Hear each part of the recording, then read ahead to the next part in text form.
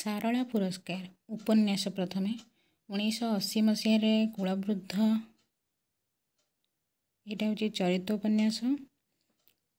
ସୁରେନ୍ଦ୍ର ମହାନ୍ତି ଏହା ପାଇଁ ସାରଳା ପୁରସ୍କାର ପାଇଥିଲେ।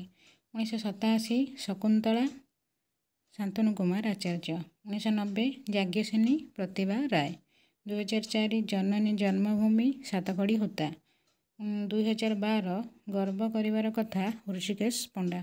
2019 ଚରୁ ଚିବର ଓ ଚର୍ଯା ପ୍ରଦୀପ ଦାସ। 2021 ଅଭିପ୍ରେତ କାଳ ପାରମିତା ଶତପଥୀ। ଗଳ୍ପ ପାଇଁ ସାରଳା ପୁରସ୍କାର 1981 ଧୂମ୍ରାଭ ଦିଗନ୍ତ ମନୋଜ ଦାସ ପାଇଥିଲେ। 1982 ସମ୍ରାଟ ଓ ଅନ୍ୟମାନେ ଚନ୍ଦ୍ରଶେଖର ରଥ। 1983 ଅଭିଶପ୍ତ ଗନ୍ଧର୍ବ ମହାପାତ୍ର ନୀଳମଣି ସାହୁ।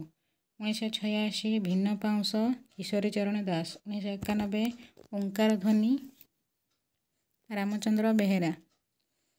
1991 ବନ୍ଧ୍ୟା ଗାନ୍ଧାରୀ ରବି ପଟ୍ଟନାୟକ। 1998 ପ୍ରିୟ ବିଦୂଷିକ ଜଗନ୍ନାଥ ପ୍ରସାଦ ଦାସ।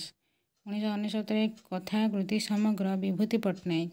2001 ଆକାଶ ସେତୁ ତରୁଣକାନ୍ତି ମିଶ୍ର। 2002 କଳାହାଣ୍ଡିର କଥାକାର ଉତ୍ତମ କୁମାର ପ୍ରଧାନ।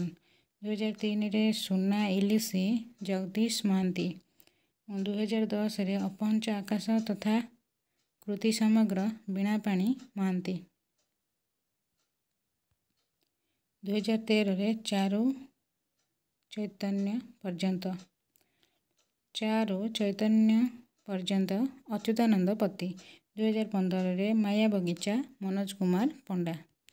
2017 କାଠପୁଅ ଓ ଅନ୍ୟାନ୍ୟ ଗଳ୍ପ ଅଜନ ଦେବୀ। କବିତା ପାଇଁ 1984 ସଚିତ୍ର ଅନ୍ଧାର ରମାକାନ୍ତ ରଥ ପାଇଥିଲେ। 1985 ଆରଦୃଶ୍ୟ ସୀତାକାନ୍ତ ମହାପାତ୍ର। 1992 ଶବରୀ ପ୍ରତିଭା ଶତପଥୀ। 1995 ଅନ୍ୟା ଶୈଳକଳ୍ପ ପ୍ରଭୃତି କୃତି ସମଗ୍ର ରାଜେନ୍ଦ୍ର କିଶୋର ପଣ୍ଡା। 2002 ଋତମ ଶ୍ରୀନିବାସ ଉଦ୍ଗାତା। 2003 ନିଦାଘ ଯାତ୍ରା ଦୀପକ ମିଶ୍ର। ପ୍ରତ୍ୟାଖ୍ୟାନ 2008 ହାରମୋନିୟମରେ ତୋଡ଼ି ହରପ୍ରସାଦ ଦାସ। 2009 ଖରାରେ ବାଙ୍ଗରା ଲୋକ ପ୍ରସନ୍ନ କୁମାର ମିଶ୍ର। 2011 ଦିବ୍ୟ ଅସନ୍ତୋଷ ହରିହର ମିଶ୍ର। 2016 ଜେଜେ ଦେଖି ନଥିବା ଭାରତ ଋଷିକେଶ ମଲ୍ଲିକ। 2018 ମିଶ୍ର ଧ୍ରୁପଦ ଶତ୍ରୁଘ୍ନ ପାଣ୍ଡବ। 2020 ସେତେବେଳକୁ ନଥିବି ନିତ୍ୟାନନ୍ଦ ନାୟକ। ପ୍ରବନ୍ଧ ସମାଲୋଚନା ପାଇଁ 1988 ସଂସ୍କୃତି ଓ ଅପସଂସ୍କୃତି ପ୍ରବନ୍ଧ ଶରତ କୁମାର ମହାନ୍ତି। ପ୍ରତ୍ୟାଖ୍ୟାନ 1989 ଓଡ଼ିଶା ଓ ଓଡ଼ିଆ ପ୍ରବନ୍ଧ ସମାଲୋଚନା ଚିତ୍ତରଞ୍ଜନ ଦାସ। 2007 ବିଦଗ୍ଧ ମାନସ ଓ କୃତି ସମଗ୍ର ସମାଲୋଚନା ଦାଶରଥୀ ଦାସ।